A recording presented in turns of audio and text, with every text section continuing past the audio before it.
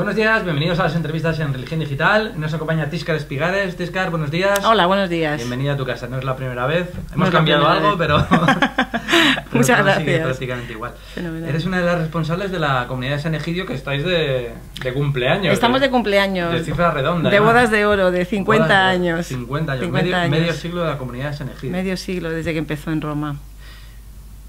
¿Qué supone cumplir medio siglo? Porque no estamos hablando de una congregación de las tradicionales, que algunas acaban de cumplir casi 800 años, franciscanos, dominicos. Tampoco sois exactamente uno de esos nuevos movimientos, aunque nacéis en una época, en la época del concilio y demás. ¿Qué supone este medio siglo? Bueno, este medio siglo supone una alegría, en primer lugar, la alegría de, pues eso, de ver un camino recorrido. Efectivamente, no son 800 años, pero tampoco son 10. O sea que supone una perspectiva, también una cierta madurez, pero la ingenuidad, si se puede decir de esta manera, ¿no? La ingenuidad con la que empezó San Egidio, que fue pues en este momento, ¿no? Del 68, que el mundo era bastante diferente a como es hoy. Sí.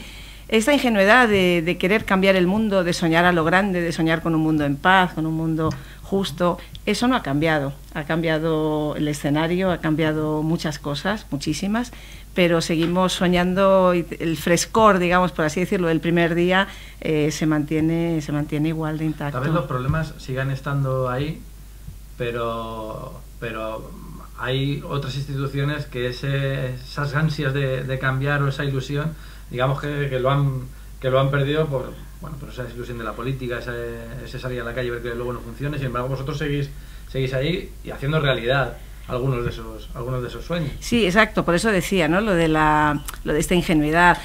Para nosotros 50 años hablamos de juventud, o sea, alguno tendría la tentación ante un aniversario de esta cifra tan redonda, ¿no? Pues de mirar atrás, de hacer un balance, de logros, qué sé yo, ¿no? De este tipo de cosas. Pero la verdad que para nosotros 50 años es sobre todo el impulso de mirar hacia adelante y de pensar en el futuro, porque hay todavía tanto por cambiar, hay tanto por construir, hay tanta violencia que extirpar del mundo, tantas pobrezas, ¿no? que consolar, que acompañar, que transformar. Entonces para nosotros pues es el equipaje, ¿no? De 50 años de comprobar que es posible, ¿no? Transformar muchas realidades, ¿no? Para nosotros un lema es que no hay nada imposible. Bueno, no es nuestro, ya lo dice el Evangelio, ¿no? Y es creer eso y bueno, pues seguir con esta convicción de que se puede cambiar y hay mucho todavía que cambiar, ¿no? Hay varios aspectos donde sois especialmente conocidos. Uno de ellos, lo decías tú, la lucha contra las violencias. Hoy estamos, el día de la entrevista, el 23 de febrero, que estamos celebrando en toda la Iglesia la jornada de ayuno y oración por la situación en dos países azotados por la guerra, por el hambre y por la injusticia, como son Sudán del Sur y el Congo. ¿Cómo afrontáis ese tipo de realidades? ¿Cómo se trabaja desde San Egidio y desde la Iglesia para superar los distintos tipos de violencia? Porque no solo estamos hablando de guerras civiles, sino también la violencia de la desigualdad, la violencia de vivir en un mundo lamentablemente más pobre que el de arriba, etcétera, etcétera. Sí, yo creo que lo primero es no aceptar la indiferencia, es conocer las situaciones, es interesarse por las situaciones, cosa que en nuestro mundo paradójicamente globalizado, hiperconectado, donde conocemos lo que pasa a miles de kilómetros de distancia, pero es que no nos interesa muchas veces. O sea, basta con cambiar de canal, basta con...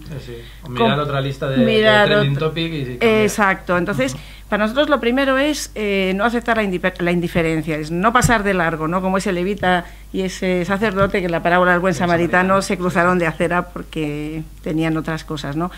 Es no aceptar la indiferencia, es no aceptar la resignación, no aceptar que las guerras son una componente estructural, o la violencia o la injusticia, ¿no? El mundo tiene que tener estos componentes y la violencia, la injusticia, la pobreza forman parte de él inexorablemente. Pues no aceptarlo y empezar a trabajar de muchísimas maneras. O sea, hay una violencia, tú hablabas también de la violencia a pequeña escala, hay una violencia que es la soledad, es una violencia que es la indiferencia, es el que a mí no me importa lo que le está pasando, ya no solo al que está a miles de kilómetros, como en Congo o en Sudán del Sur, sino a la persona que todos los días veo cuando salgo de mi casa que está pidiendo o que está durmiendo en un banco, ¿no? Por la calle. Nuestros propios portales en los que ya no conocemos prácticamente al vecino, más allá del de la puerta de al lado. Exacto. Entonces, la primera manera de vencer, digamos, esta desigualdad y esta violencia, la primera manera de hacerla frente es mirarla a la cara, conocerla y luego preguntarse juntos qué podemos hacer, ¿no? Hay una primera respuesta, nosotros como cristianos, es la oración, y es justamente también a lo que el Papa nos invita esta tarde, ¿no? A rezar por la paz en el mundo, porque en el fondo rezar por la paz es una forma de revolverse, de decir, no aceptamos también este de mundo. Cargar las pilas, porque necesitamos el alimento también de la oración. Exacto, porque además debe ser inseparable para los creyentes del de la acción. Sí, de hecho lo alimenta. Yo creo que la oración no es tiempo inútil, no es tiempo perdido que uno está sentado y qué sé yo, ¿no? Meditando o tal. La oración te cambia, si verdaderamente sirve para que la palabra de Dios eche raíces en tu corazón. Cuando el corazón se mueve, las manos llegan más allá de lo que supuestamente llegaban con todos nuestros cálculos, etcétera, ¿no? Entonces rezar, pero también ponerse a trabajar, o sea, ponerse a ver qué podemos hacer. En algunos casos se puede hacer más, en otros casos se puede hacer menos, pero siempre se puede dar una respuesta, que esto es para nosotros es muy importante. Hablabas hace un momento de dar por supuesto que el mundo tiene que tener guerras y que en el mundo estamos preparados o podemos llegar a estar preparados para una realidad de un mundo sin guerras, sin esa violencia tan extrema. Pues deberíamos de estar preparados, y para eso deberíamos de soñarlo, de quererlo. Hay muchas cosas que han cambiado en el mundo. Pues hace un siglo existía la esclavitud, sí, y parecía normal, y se compraban y se vendían personas, y eso formaba parte de la vida misma, ¿no? ¿Por qué no soñar? Igualmente, igual que la esclavitud ha sido abolida, aunque bueno, sabemos por desgracia que en algunas partes del mundo todavía persiste, pero ¿por qué no soñar con un mundo sin guerras? Parece una utopía, pero ¿por qué no? Nosotros soñamos con eso y queremos trabajar para conseguirlo. ¿Cómo se trabaja en esos conflictos? Vosotros sois también conocidos por esas mediaciones, por estar encontrando caminos de diálogo entre partes que sin esos mediadores jamás llegarían a verse y dar la posibilidad de reconocerse. ¿Cómo trabajáis en esos entornos? Pues para nosotros hay una palabra grande e importante que es siempre diálogo.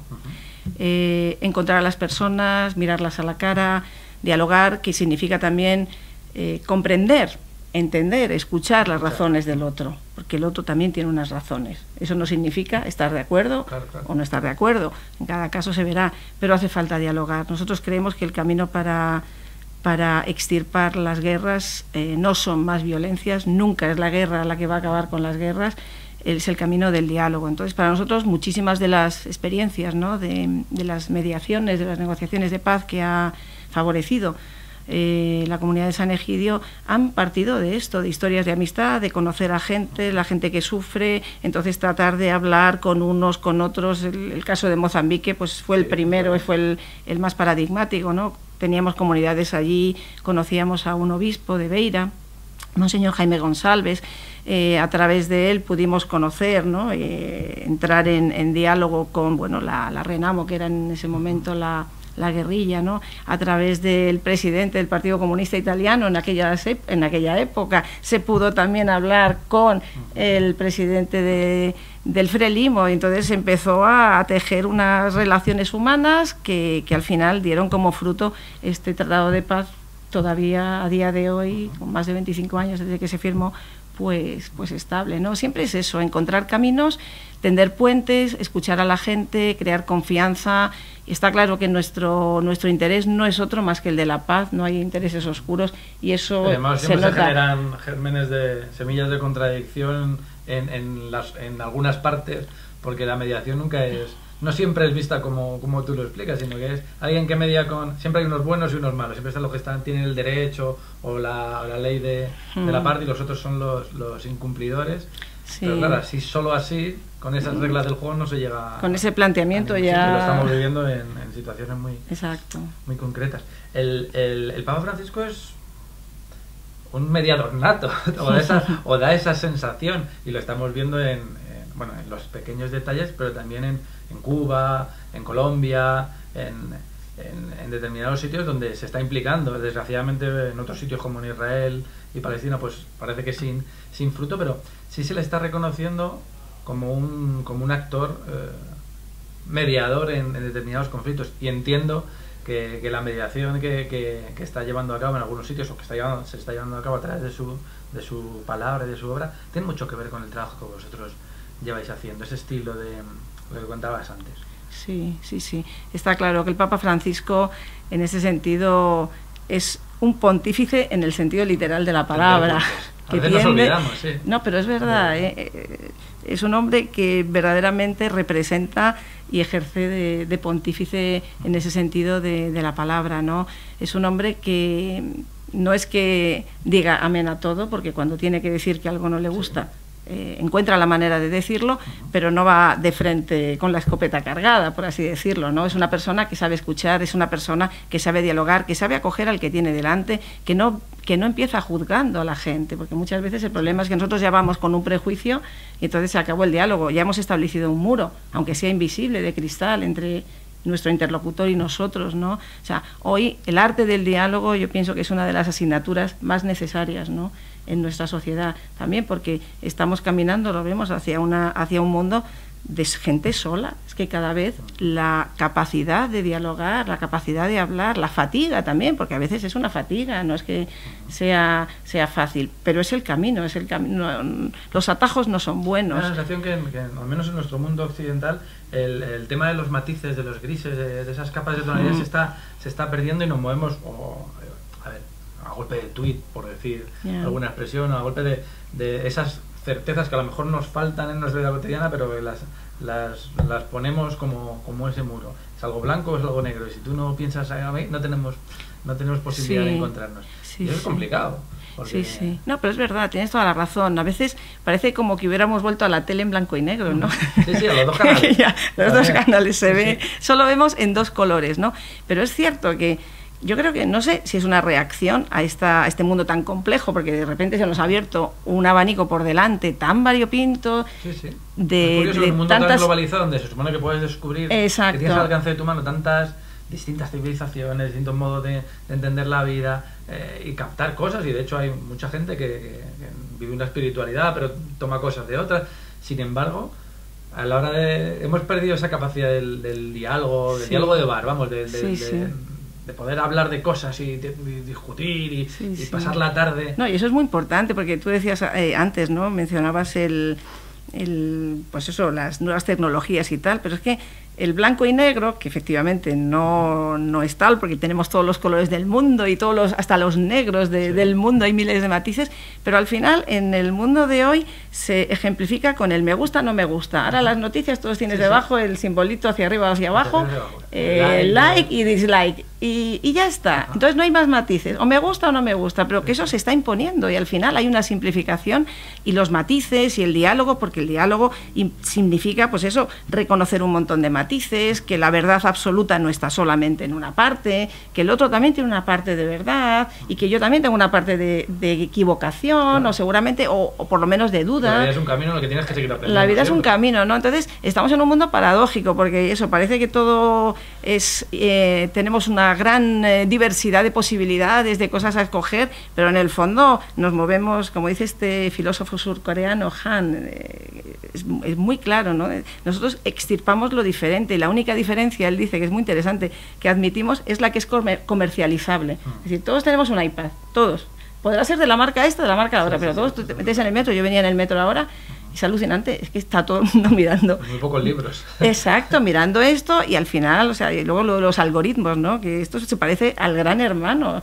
Y bueno, por lo menos en el Gran Hermano sabían que había un Gran Hermano, y el Gran Hermano, ¿dónde está? En el móvil, que te dice lo que tienes que hacer. Ayer el Papa, en el mensaje para la Jornada Mundial de la Juventud, hablaba de entre los miedos de los jóvenes, es por esa falta de búsqueda de cosas, esa obsesión por la imagen, por conseguir muchos likes, que acaban convirtiéndose a sí mismos en fakes. Exacto. A mí me pareció brutal la comparación, y muy real, que ayer, además era un día complicado en las redes, porque pasaron muchas cosas extrañas, desde la muerte de Forges hasta el tema de Joaquín Reyes, y la confusión con Puigdemont, etcétera, y un montón de cosas más, que te impelen a hacer ese me gusta o ese no me gusta, o a poner la frase típica para buscar ese reconocimiento. Exacto. Estamos necesitados de un reconocimiento, que es muy falso y que deja, lo que dices, deja atrás esas otras realidades sufrientes, violentas, no solo la de las guerras, violencia de género, el drama de los refugiados que vosotros vivís muy de cerca, la pobreza estructural, bueno, todos estos temas en los que también estáis trabajando. Sí, no, es verdad, vivimos eso. Todo muy variado, pero cada uno encajonado en su pequeño mundo de iguales, de parecidos, de los que a mí me gustan. Y lo que no me gusta, basta con hacer así, y de repente desaparece de mi vida. Por eso la importancia, ¿no?, como decía antes, de mirar al mundo tal y como es, de conocer la realidad en su complejidad. No podemos aceptar, yo llego a mi casa, coloco el canal que quiero, ya, bueno, ni el canal, ya la serie que me da la gana y el capítulo en el que me quedé, ¿no? Y se acabó, ¿no? Y ya no veo nada más. Hace falta salir a la calle, hace falta mirar a los ojos de la gente, de la gente que sufre, de la gente que nos encontramos en el metro, en el trabajo, en cualquier ámbito, ¿no? Hace falta, de nuevo, ¿no?, darle fuerza al diálogo, al encuentro, porque al final estamos solos, la gente está sola. A mí me alucinó el otro día, hablaba con un familiar, una niña pequeña, que por las mañanas se levanta y habla con el Siri, el ayudante del móvil. Es que es alucinante, y hasta los niños hablan con las máquinas. ¿Qué mundo va a haber el de mañana? Es increíble. Suena muy apocalíptico, pero en realidad tenemos que buscar esas razones para la esperanza porque las hay, porque tenemos las herramientas en este mundo paradójicamente tan mecanizado y donde se supone que vamos a nuestro rollo, tenemos todas las capacidades para hacer lo contrario. Exacto. Para mostrar la diferencia, para reivindicar esa riqueza de la diferencia y fomentar esa acogida en un mundo sin demasiadas barreras. El problema es que nos da miedo, claro. Ese es el problema, que se hace una gran propaganda del miedo, el miedo al extranjero. ¿Por qué tanta reticencia? Porque no todavía a la llegada por ejemplo, de los corredores humanitarios, claro, ¿no? O sea, todo es muy bonito, la diversidad es muy bonita, pero en plan flores. La diversidad existencial, el cuerpo a cuerpo, el cara a cara con el otro. Somos una sociedad de acogida y de integración, siempre lo hemos sido, y lo demostramos a diario como sociedad. Y sin embargo, no sé si son los garantes de nuestra sociedad o qué pasa detrás. A todos se nos cayó el alma a los pies cuando vimos a Ilán, cuando vemos alguno de estos naufragios, cuando conocemos la realidad de las mafias, pero después, ¿cuántas personas han venido de esos 215 millones de inmigrantes y perdidos por el mundo aquí a España? ¿Qué pasa con los corredores humanitarios? Lo comentabas tú. ¿Dónde estamos? ¿Por qué no ha funcionado ya? ¿Por qué no...? Pues la respuesta habría que preguntársela, pedírsela al gobierno, ¿no? Porque los corredores humanitarios, igual que ya están en Italia, donde han llegado más de 1000 personas, en Francia, en Bélgica, a finales del año pasado se aprobó también otro acuerdo con el gobierno, pues no lo entendemos. Pero es un tema de Estado, vosotros sois un ejemplo de eso, en Italia, en Bélgica, creo que era en Francia también estaba... En Francia... Funcionan bien, no suponen un coste al no suponen Estado. Ningún coste al Estado. Lo único que tiene que hacer el gobierno es aprobar estos visados humanitarios de personas que han sido escogidas por nosotros, que tenemos gente en los campos de refugiados en Líbano, en Etiopía, etcétera, con el criterio de la vulnerabilidad. Son familias con niños pequeños, son personas enfermas, madres embarazadas, ancianos. Entonces, estas personas las identificamos, se les hace la propuesta, ellos, claro, sabemos perfectamente quiénes son, los documentos se recogen, pasan al consulado del Estado X, que hace su investigación, su estudio del expediente y se emiten estos visados humanitarios. Desde ese momento las personas llegan al país y son acogidas en una red, digamos. En el caso de Italia, los primeros corredores se firmaron San Egidio en colaboración con las iglesias evangélicas y con la Mesa Valdense, y otro segundo protocolo se ha firmado con Cáritas. En Francia ha sido con los evangélicos y con Cáritas. Y bueno, y aquí tenemos también todo el apoyo de la Iglesia y pues eso, no sé. Hace unos meses parecía que estaba prácticamente hecho. De hecho, hubo algunas reuniones más o menos discretas con los responsables del Interior, de Justicia y demás, y parecía que estaba a falta de no sé exactamente qué, y varios meses después seguimos sin seguimos sin respuesta. No, y a mí me da mucha rabia también, porque es frenar un deseo de solidaridad que mucha gente tiene, más frenarlo inútilmente, porque para mí es sufrimiento gratuito. Habría muchas personas que podrían beneficiarse de estos deseos, ¿no?, de ayudar, que tiene tanta gente aquí, y que por estos motivos no se puedan... Más es interesante lo que se puede aprender de la acogida. El Papa hace unos, no sé, ya un año y algo, lanzó aquella propuesta de que si todas las comunidades parroquiales acogieran una familia, luego empiezas a pensar que todas las comunidades parroquiales casi todas tienen pisos, hay gente dispuesta a... No estamos hablando ni de coste para el Estado, ni de coste ni siquiera para las parroquias, estamos hablando de una labor de evangelio puro y duro, bueno, y fuera de la fe, de acogida. De humanidad. De humanidad. De humanidad pura y dura. Es un tema que resulta muy complicado de explicar, pero porque resulta muy complicado de entender. Yo no soy capaz de explicar a alguien que me pregunta por qué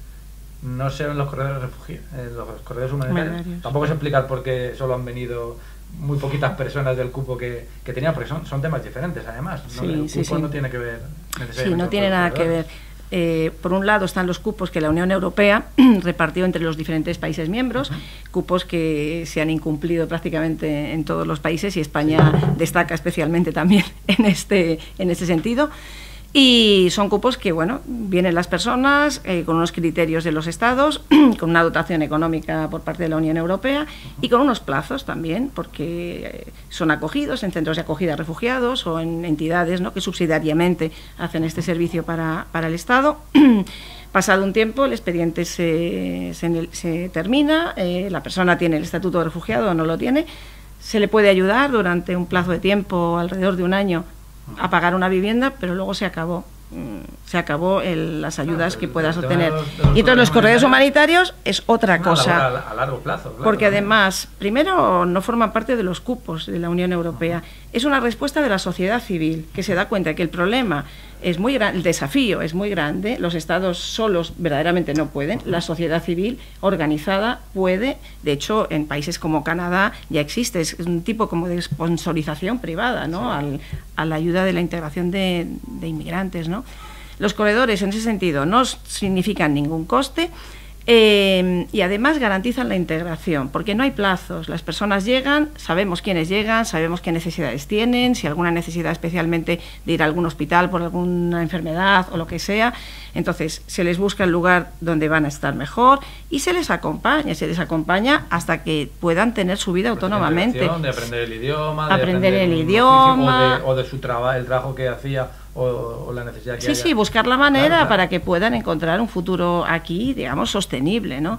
Y sin plazos, el tiempo que se necesite. Que si nos ponemos a pensar a largo plazo también sería una inversión para nuestra propia sociedad, pues estamos hablando de personas que después van a cotizar, que después van a trabajar. Exactamente. En un momento en el que lo estamos viendo en las marchas de nuestros abuelos, el tema de las pensiones también, pensando egoístamente. No, pero es verdad, también hay que pensar en nuestro futuro, porque, o sea, todo lo que son las tendencias demográficas son terribles, necesitamos personas, no nacen niños. Claro.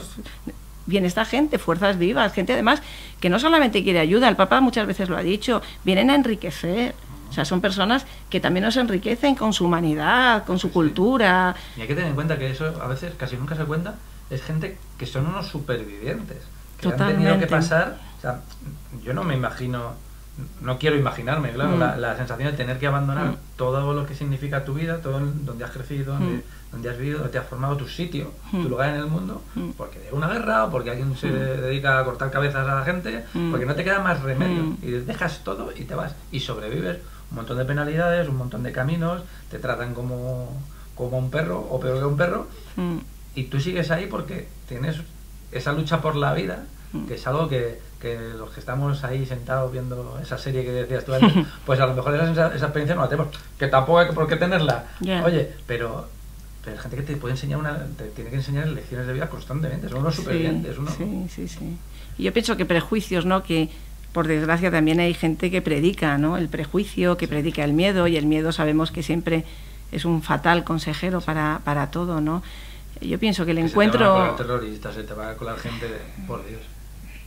Yo pienso, cuando tú miras a la cara, miras a los ojos a estas personas, te das cuenta de que somos hermanos, de que buscamos en la vida exactamente lo mismo, y también hay que saber ponerse en la piel del otro. O sea, si de repente aquí empezaran a caer bombas en Madrid, te quedas sin casa, claro. No puedes salir a la calle, claro. Ves que tu familia corre el riesgo de perder la vida y tienes que huir a otro sitio, y te encontrarás continuamente con puertas cerradas, con gente que te dice no, o en manos de poner tu vida en manos de unos traficantes de personas sin escrúpulos, que, o sea, no sé, es que es inhumano. O sea, yo pienso que verdaderamente necesitamos el contacto. En este país además deberíamos saberlo más, porque tenemos una experiencia anterior que todavía está lamentablemente vigente, a la de los refugiados de Siria o las guerras de Oriente Medio, que es la realidad de la frontera sur. Es una realidad de gente que se recorre medio continente por el desierto, pasando por mafias, y después se encuentran vallas repletas de concertinas, de rajas y de iniquidad, también aquí en el occidente perfecto, en el sueño de Europa. Sí, sí, no, es un problema el de las fronteras, ¿no? Frontera sur, frontera, no sé. Alguien pensará que una frontera es como un grifo, que tú lo puedes cerrar y lo puedes abrir y el agua entra o sale. Es que esta desigualdad tan tremenda que hay en este mundo no se sostiene, o sea, no se sostiene. Es imposible. Entonces deberíamos tomar en cuenta la suerte que hemos tenido de haber nacido en un lugar determinado, donde no tenemos que preocuparnos de lo más básico, que hay muchísimas injusticias y que hay que solucionarlas, y que ayudar o colaborar o permitir o no sé, o entrar en contacto con las otras realidades no significa que olvides las de aquí, porque eso es otro de los prejuicios. ¿Cómo voy a dar dinero o ayudar a la gente de fuera cuando aquí se pasa hambre? Una cosa una cosa no quita la otra en absoluto, o sea, en absoluto. De hecho, cuando tú conoces nosotros conocemos muchísima gente que está por la calle, por ejemplo, ¿no? Que llevamos la cena caliente y la amistad, y allí hay españoles, hay extranjeros, hay de todos los tipos, ¿no? O sea, cuando estás con ellos y cuando se construye, ¿no?, un tejido de amistad, un tejido, pues, de afectos, ¿no?, te das cuenta de que esas barreras que nos hacemos muchas veces es una excusa. Sí. Es una excusa para no ayudar al de lejos, decir que está el de cerca, cuando el de cerca no te ha preocupado antes, ¿no? Sí. Y este es un problema, tú decías antes muy bien, es que hemos nacido aquí en este lado del mundo, pero nacer en este lado del mundo no es un mérito. Es una suerte. Y tal vez es una responsabilidad, exactamente. Entonces, si viviéramos con este sentido, ¿no? En este sentido, la globalización, ¿no? Que una globalización también un poco espiritual, una globalización humana, no solamente la globalización de que el dinero pueda volar y dar vueltas al mundo, no sé, por estos circuitos financieros, ¿no?, tan sumamente rápidos y veloces, ¿no? O sea, ¿por qué no pensamos en la globalización en ese sentido? ¿Por qué no nos sentimos, que es un poco, es la idea de la Iglesia, ¿no? La humanidad es una familia y tenemos un destino, una sola familia humana, y tenemos un solo destino, ¿no?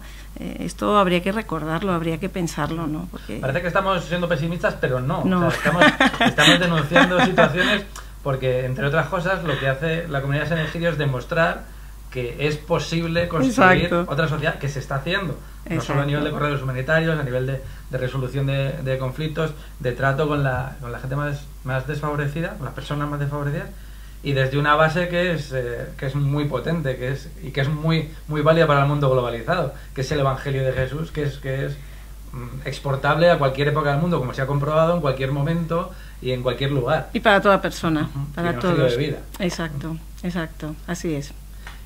¿Qué os planteáis de cara a los próximos 50 años, por poner una cifra? ¿Cuál es el camino que quiere seguir San Egidio? Pues el camino es el mismo del inicio, por eso hablaba antes de la ingenuidad que no se ha perdido. El camino es el de tratar de responder a las preguntas profundas, a las necesidades, a los dolores de este mundo, con el único arma del Evangelio, que es un arma muy potente, como tú decías. No me gusta la palabra arma, porque parece que evoca guerras, pero bueno, de alguna manera hay una batalla que librar, que es la batalla de la humanidad, que es la batalla de la justicia, la batalla de la vida, de la paz. Y con esas armas nosotros continuaremos caminando. Imagina que lográramos cambiar el significado de arma o de batalla para convertirlo al bien. Exacto. No, es una fuerza, ¿no? Es una fuerza. Nosotros creemos, el mal es muy fuerte y vemos los frutos del mal en este mundo. Basta con querer mirar y enterarse de lo que está sucediendo. pero nosotros creemos que más fuerte que toda la violencia es la fuerza del amor. Y puede parecer buenismo, puede parecer una frase así... Somos responsables de nuestro propio destino y está en nuestras manos construir un mundo mejor, eso es real. La historia de estos 50 años nos dice que ese mundo diferente, ese mundo en paz, con las únicas armas de la fuerza del amor, de la fuerza de la misericordia, la fuerza del diálogo, es posible, porque hemos visto cambiar, transformarse situaciones que parecían totalmente cronificadas, ¿no? Y con esa misma fuerza seguimos caminando. El futuro no sabemos cómo será, porque no somos adivinos, no sabemos cómo cambiará el mundo, pero lo que sí que sabemos es que ahí estaremos del lado de los pobres, dando la razón a la gente que sufre y tratando de transformar esas situaciones de dolor en situaciones de consuelo y de esperanza. Eso sin duda. Pues tienes que ha sido un auténtico placer y ojalá que otros... el tiempo que tenga que ser, lo que sea, y trabajando por ese evangelio que se encarna en esas situaciones de injusticia para volverlas justas y para volverlas esperanzadas. Viva la ingenuidad, qué narices. Desde luego, hay que soñar a lo grande. Sí, seguir siendo niños, que al final, también lo dice el evangelio, son los que están más cerca de... Eso es lo que decía en el 68 en el muro de la Sorbona, decía, sé realista, sueña con lo imposible. Pues sigamos soñando con lo imposible. Ahí está. Tisca, muchísimas gracias. A vosotros. Y a ustedes pues les invitamos a compartir la entrevista, a visitar la web de la Comunidad de San Egidio, que aparecerá por aquí en un rótulo, y a seguir soñando, que es gratis, que no cuesta. Muchas gracias, Tisca. A ti. Buenos días.